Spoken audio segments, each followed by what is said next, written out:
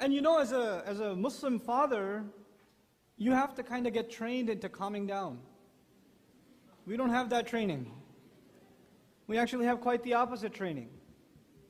Interestingly enough, the words that come out of Yusuf alayhi salam's mouth, they begin with Ya Əbəti. So he's about to tell his dad the dream, and he uses the words Ya Əbəti. Now in Arabic, if you say Ya Abi, it's a sign of you're addressing your father. When you say Ya Əbəti and you add that ta that you hear, it's a show of respect. Oh, my noble father, my respected father, my beloved father, Dad, I love you. It's like these terms of respect have been added just by that ta when he addresses his dad. What we're learning is not only is his child ready to communicate with him at any point, at the same time he's also extremely respectful.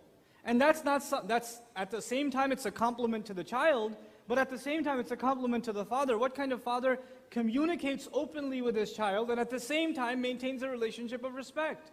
Because you know, when you get very frank with kids, what happens? They run all over you.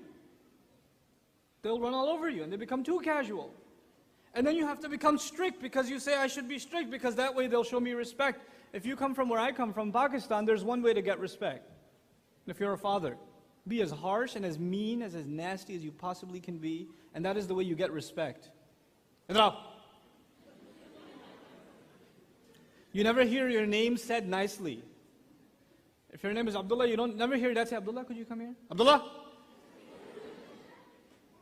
And you better show up looking all scared. You can't smile. If you're smiling at your dad, you're like, what? What is this? What are you looking at? Being angry, whether you're, and by the way, this isn't just for Pakistanis, even though we're awesome at it, right? It's parents all over. Muslim parents are generally very harsh. And they think that's what you're supposed to be. You're supposed to be disciplinaries. Especially the father should be tough. So when he walks into the house, there should be absolute silence. Everybody should drop what they're doing. Dad's here. You know?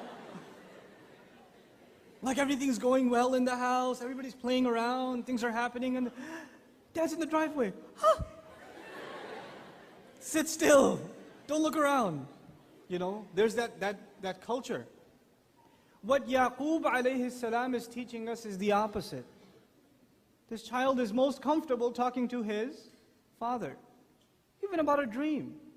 Even about a dream. And when he addresses him, he commands this respect. What I'm trying to get at is, we thought the formula for getting respect from your kids is being harsh and mean. Being loud. Being scary. That would be the way I will get the respect of my kids. Maybe that worked in Pakistan. Maybe that worked in Cairo.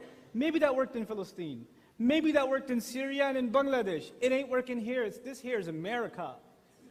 It ain't working here. And you've already tried it and it hasn't worked. And then you come to the Imam and say, my teenage boy doesn't listen to me. What should I do?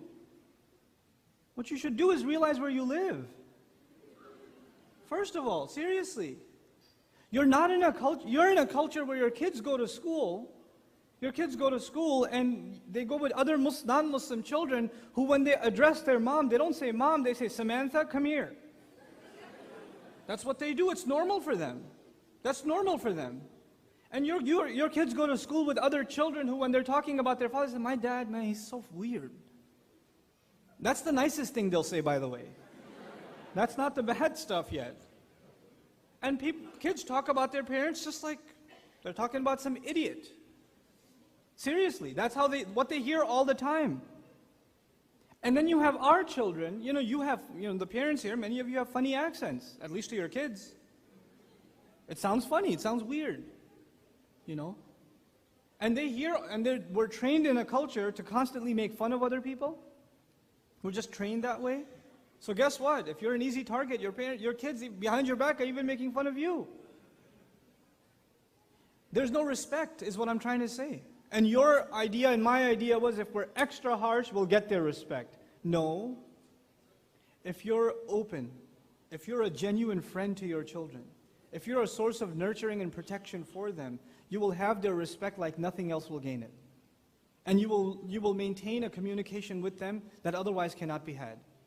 Subhanallah walhamdulillah wa la ilaha illallah. Subhanallah walhamdulillah wa la